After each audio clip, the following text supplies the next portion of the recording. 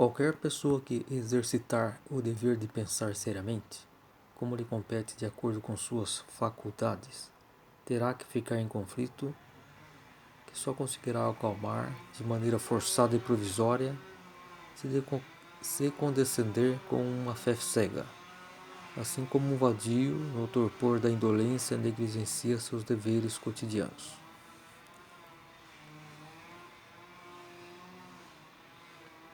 Qualquer pessoa que exercitar o dever de pensar seriamente, como lhe compete de acordo com suas faculdades, terá que ficar em conflito, que só conseguirá acalmar de maneira forçada e provisória se condescender com uma fé cega. Assim como um vadio no torpor da indolência negligencia seus deveres cotidianos. Já uma pessoa séria intuirá impreterivelmente que precisa, antes de mais nada, procurar clareza em tudo quanto lhe deve ser sagrado.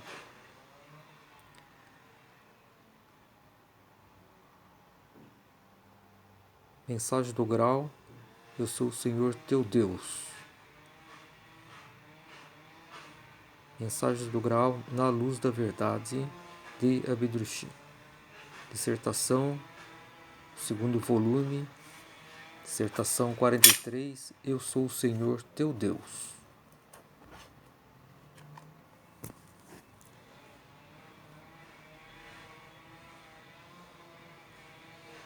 Então, aqui está, qualquer pessoa que exercitar o dever de pensar seriamente. Então, temos que, qualquer crença, qualquer coisa que nós acreditamos, né? ou que nos vem e nós queremos acreditar, precisamos pensar. Né? Pensar, procurar intuir, ver se está de acordo com nossos princípios, com nosso saber. Isso é em tudo na vida, né? Qualquer coisa, negócios, tem que ficar atento, né? Alerta para ver se é razoável, está de acordo com nossos princípios. E principalmente em relação à religião. Não se pode simplesmente seguir o que fala, mesmo qualquer livro, enfim. Tem que procurar refletir se está de acordo, se tem lógica, enfim. Então isso acontece, principalmente hoje nas religiões, que estão mal interpretadas, enfim, cheia de lacunas. Então isso é principalmente em relação à crença cristã. E existem absurdos que as pessoas aceitam sem refletir. E assim isso não é do agrado de Deus. Então vamos continuar um trecho dessa dissertação.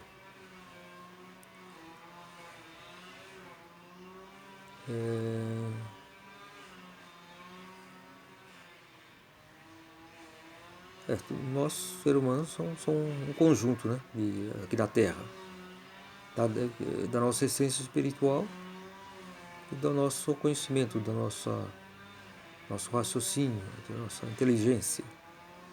Então temos que usar todas as nossas faculdades para em equilíbrio, procurar pensar 1000 vezes se aceita ou não. Como assim como um vadio no torpor da indolência negligencia seus deveres cotidianos. Então é isso.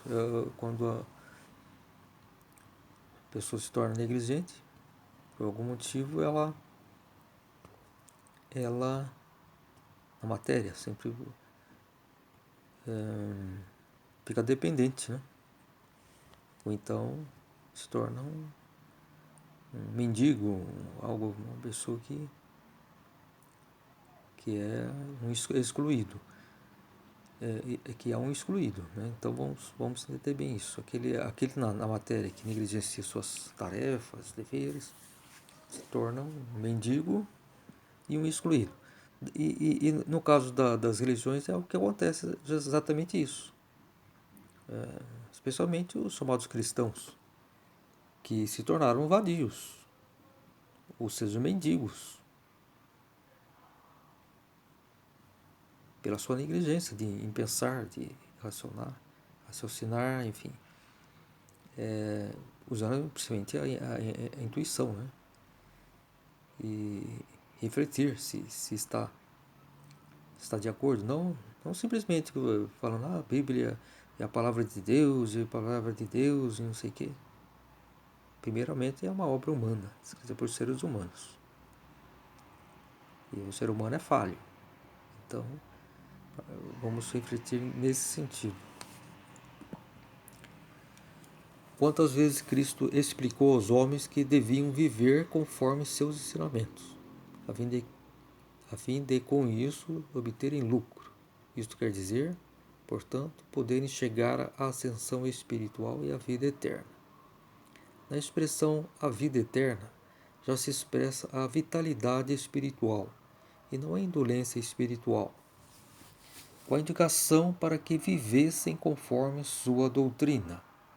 Advertiu ele nítida e claramente quanto a uma aceitação apática dessa doutrina, por ser essa aceitação falsa e inútil. Então, mesmo Cristo exigia isso, né? Que a pessoa tinha que ter convicção, decidir através do livre-arbítrio se aceitava ou não a sua doutrina. E ele queria pessoas convictas, não escravos, né?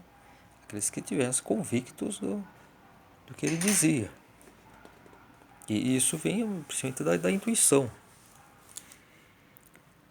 Uma das vezes Cristo explicou aos homens que deviam viver conforme os seus ensinamentos, a fim de com isso obterem lucro. Isto quer dizer, portanto, poderem chegar à ascensão espiritual e à vida eterna. Então só se chega à vida eterna através da intuição pura, da convicção, nunca com crença cega.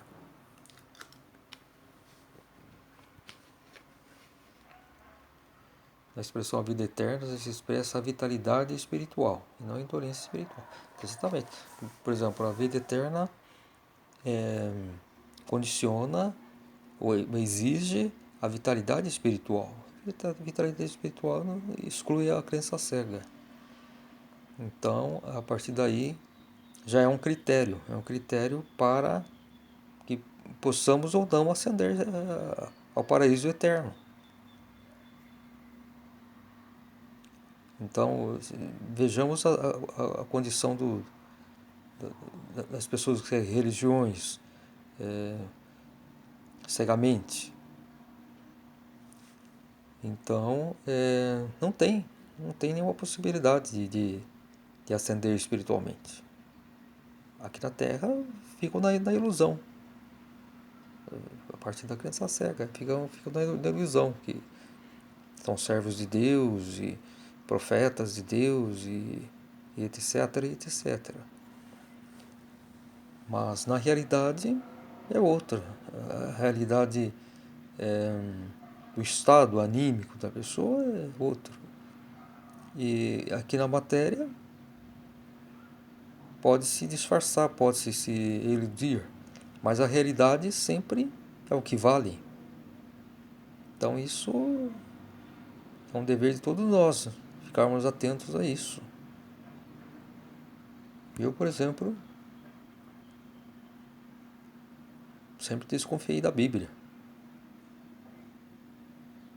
que ela não poderia me levar à vida eterna, devido a tantos falsos ensinamentos, tantas mentiras que foram introduzidas. Às vezes é a própria ignorância, né, de quem escreveu, os interesses. Agora, é diferente da mensagem do Graal. A mensagem do Graal, o próprio Espírito Santo encarnado na Terra, Emmanuel Abdurrahim, escreveu-a. Jesus, como todos sabem, não escreveu sua doutrina. Não escreveu sua doutrina porque não permitia, né? Aquelas condições. Se ele tivesse sido aceito, enfim, ele poderia ter vivido mais, poderia ter escrito de próprio punho, muito mais, né? Então ele teve uma vida curta e ele já sabia disso, né? Devido ao desencadeamento dos fatos, ele percebia que ia ficar pouco tempo na Terra. A partir daí ele começou a anunciar o Filho do Homem, que é o Espírito Santo, é o Consolador, que viria para esclarecer toda a criação e para julgá-la. Esse é o Filho do Homem, é Emmanuel Abdurrahim, que esteve aqui na Terra e escreveu a mensagem do Graal da Luz da Verdade. Portanto, é uma obra pessoal de Deus Pai.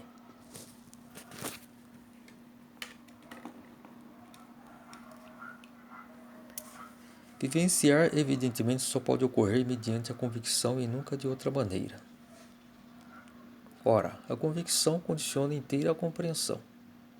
E a compreensão, por sua vez, exige intenso raciocínio e exame próprio. Tem-se que avaliar os ensinamentos com a própria intuição. Isso resulta por si que, quando uma crença é cega, é completamente falsa. Tudo quanto é falso pode levar facilmente ao descalabro e à ruína e nunca, porém, à ascensão. Então, o que acontece? A crença cega as pessoas aceitam por causa dos seus interesses ilusórios ou reais. O ilusórios é quando se quer a todo custo conquistar o reino dos céus, mas através da crença cega, com as suas ilusões. Né? Os seus interesses é quando querem receber benefícios, né, de Deus, né? Por suas coisas materiais, tudo, né? Então foca na vida terrena. E então isso não existe nada de verdade, né?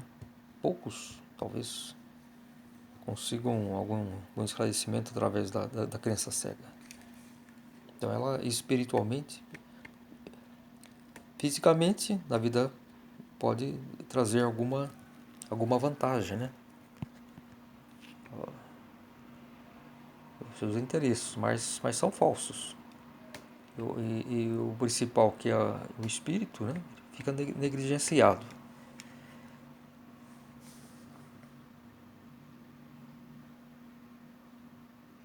Vivenciar, evidentemente, só pode ocorrer mediante a convicção, nunca de outra maneira. Então, a convicção é livre, ela é uma coisa interior, que nasce do espírito, da intuição.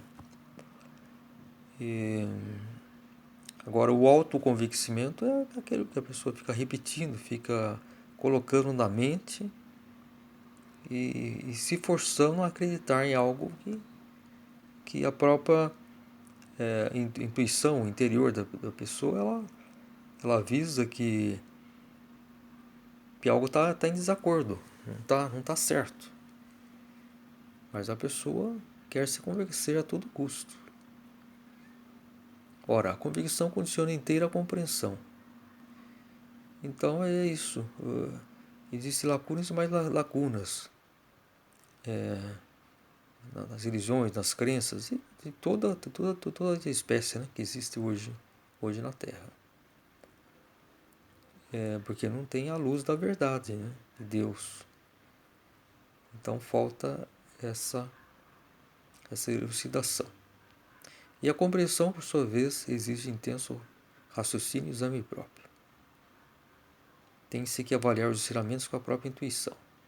A intuição sempre comanda, né? Ela é aquilo que separa o joio do trigo, o que é falso do verdadeiro. E aqui é um exercício que nós temos, né?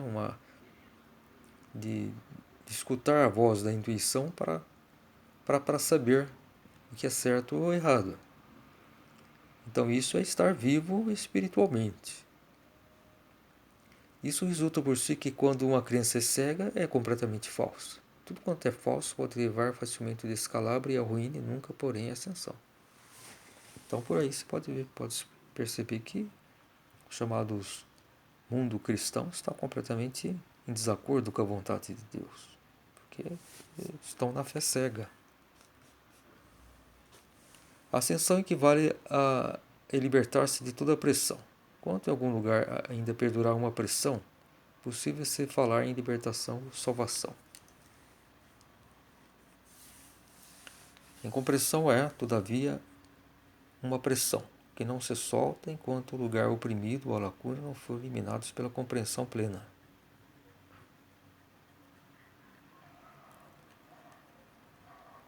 A pressão. A pressão seria, vamos dizer, uma inquietação, algo que o espírito sempre cobra, né? A essência. É como se fosse... Ele está sendo, vamos dizer, sufocado, vamos dizer assim. Porque o espírito, a nossa essência, exige algo correspondente, que é a verdade, é a lucidez, é a pureza. E através do raciocínio, da crença cega, vamos supor, unilaterais, né? É como se o espírito estivesse sendo sufocado, né? É a pressão. E ele quer ar, né? Que é o ar puro, né? E ele não encontra na fé cega. Por isso ele está morrendo. Na verdade, a crença cega está matando o espírito.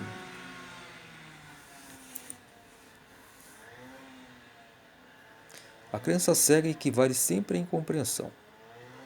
Logo, jamais pode se transformar em convicção. E, por conseguinte, também não traz libertação nem salvação. As pessoas que se restringem à crença cega não podem ser vivas espiritualmente. Assemelham-se aos mortos, não têm nenhum valor. Muito claro, né? E muito grave, né? A crença cega equivale sempre à incompreensão. Crença cega. Agora, lógico, os que estão na crença cega estão cegos. Estão cegos, estão com os olhos vendados, não enxergam. Não enxergam o abismo que eles estão caindo, né? Estão se dirigindo para o abismo. Só vão cortar depois partirem aqui da Terra, né? Não tiver mais, aí vão ver. Aliás, lá no além também vão continuar da ilusão, né? Também. Muitos continuam na ilusão. Mas preso, né? Preso à Terra, não ascendem espiritualmente.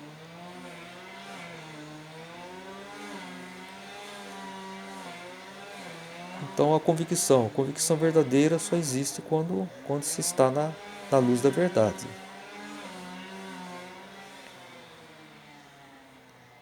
E só através da convicção verdadeira, fruto da intuição,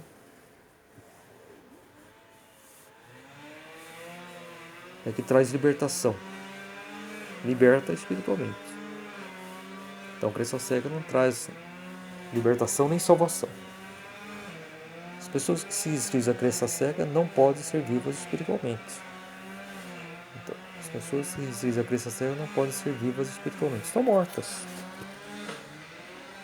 Mortas, como mortos cegos, como que diz Cristo, né? Deixa os seus cegos dirigindo cegos, né? Então, deixa os mortos enterrar os seus mortos, algo assim, né? Assemelha-se aos mortos, não tem nenhum valor. Então é isso. Hoje não existe ninguém na Terra assim, que estão mais distantes de Deus do que os chamados cristãos, os autodenominados cristãos. Né? Não tem nada de cristão. Se uma pessoa começar a refletir direito, acompanhar com atenção e serenidade todos os acontecimentos, coordenando-os com lógica, então chegará à conclusão por si só que Deus, em sua pureza perfeita e de acordo com sua vontade criadora, não pode vir à Terra. Aí a questão é em relação à hóstia, as pessoas querem se forçar a crer que Deus está presente. Não tá. Deus está. Ele pode estar presente na Terra só através da encarnação. Por exemplo, quando Jesus esteve na Terra, encarnado, então agora quando o Espírito Santo, Emmanuel, o Filho do Homem, esteve encarnado, escreveu sua palavra viva. Agora existe a palavra viva, né? Deus está presente através da sua nova palavra viva, né? Porque a palavra de Cristo ela foi deturpada, né? Ela perdeu a sua vitalidade original, que é a doutrina do amor severo.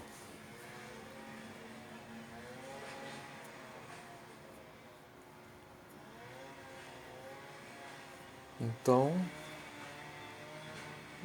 Deus está no seu lugar, ou seja, lá no seu reino iminenteal. Jesus está ao seu lado, ele é o Senhor do reino divino, e Emmanuel também vive no reino divino, mas ele está próximo da sua criação espiritual. Daí o seu nome Espírito Santo.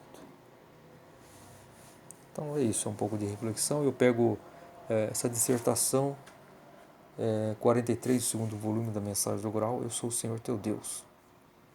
Eu seleciono trechos e vou tentando refletir e comentar um pouco, né? Então essa é a que eu procuro fazer aqui. Então, Mensagem do Grau, existem 2 sites em 3 volumes. A Mensagem do Grau em 3 volumes.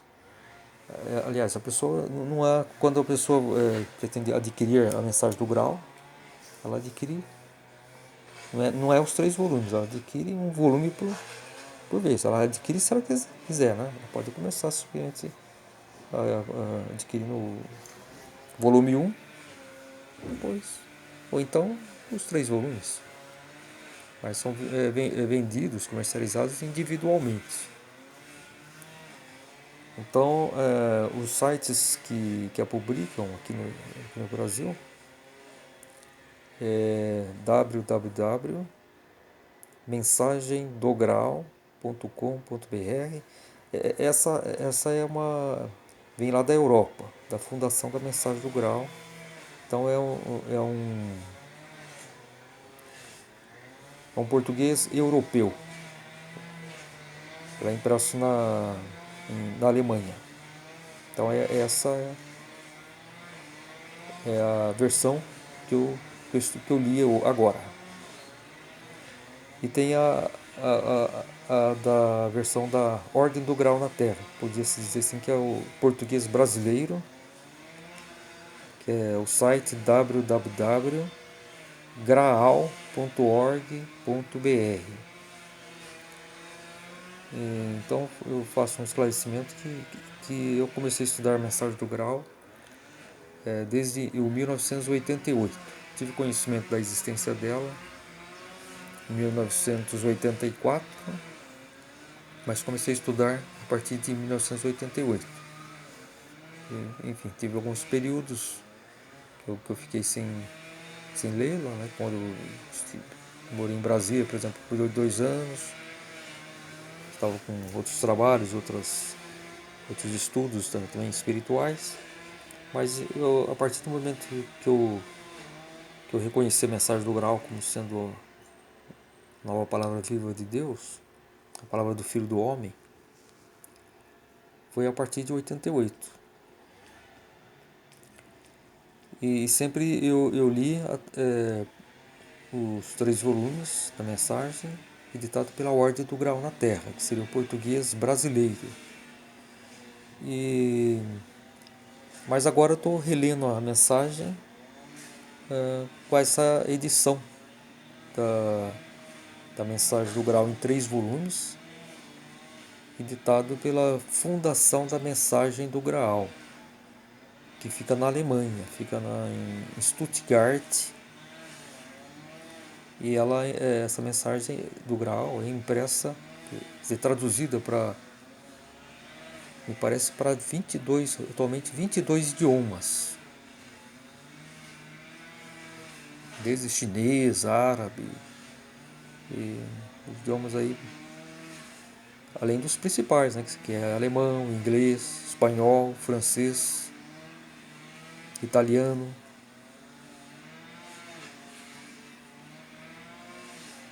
São os principais idiomas, são esses, né? Inglês, alemão, espanhol, francês, português, italiano, são os mais conhecidos, né? Idiomas ocidentais. E, enfim, a Fundação da Mensagem do Graal, ela é uma tem o site da fundação,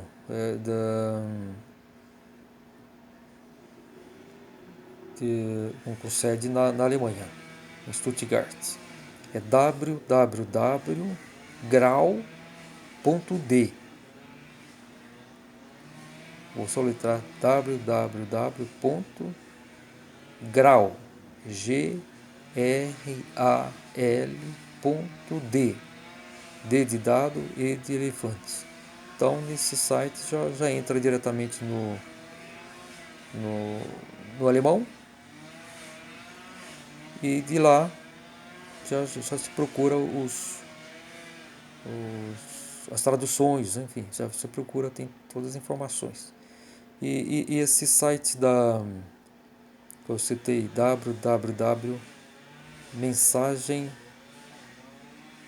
mensagemdograu.com.br, é aqui do Brasil, que tem da fundação da Mensagem do Grau, mas aqui do Brasil, né, que se encontra a versão, né, inclusive endereço onde se pode adquirir também.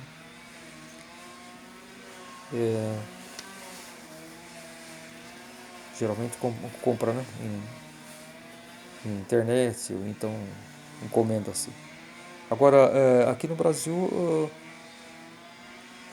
acho que 95% mais ou menos da mensagem do Grau que é vendido, comercializado, então que as pessoas possuem, é a versão da mensagem do Graal, da Ordem do Graal na Terra, que é o site que eu já me referi, que é www.graal.org.br. Então, a Ordem do Graal na Terra, ela foi alguns discípulos de Abidrushim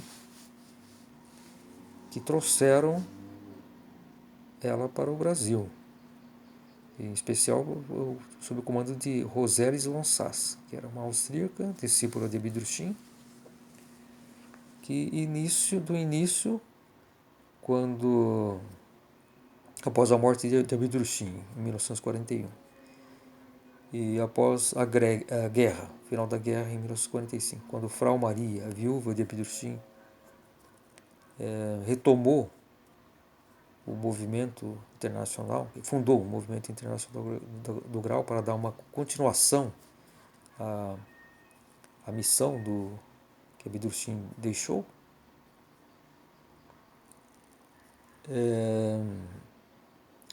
Foi então impresso a última edição que o Abdur-Shin preparou da Mensagem do Grau em 3 volumes.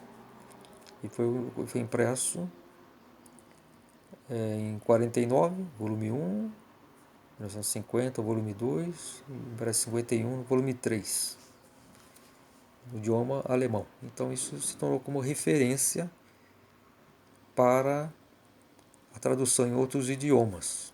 A referência é o idioma alemão. E Rosélia von Sass, então, ela e mais alguns outros discípulos, né, que estavam aqui no Brasil,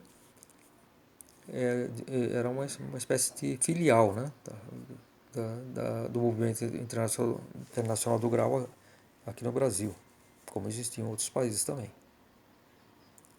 Mas depois do falecimento de Frau Maria, em 1957, Rosélia von Sass não aceitou a direção dos filhos, né, de Frau Maria, Alexander e Mingard. Então se separou, tá, lá do movimento internacional do grau da Europa e fundou então a Ordem do Graal na Terra. E agora a fundação do Mensagem do Graal, ela inicialmente ela pertencia a Irmingard, quer dizer, o movimento internacional do grau, e pertencia a família Bernhard, que era do senhor, de Mingard, Alexander. Porém, antes do falecimento de Mingard, que ela dirigiu o movimento internacional do grau de 1968, desde o falecimento de Alexander, do seu irmão Alexander, até 1990, quando ela faleceu. Então ela destinou os direitos autorais da Mensagem do Graal e dos demais livros para a fundação da Mensagem do Graal. E após a morte dela, um discípulo de Abdur-Shin, apóstolo, foi o primeiro apóstolo de Abdur-Shin, Volman.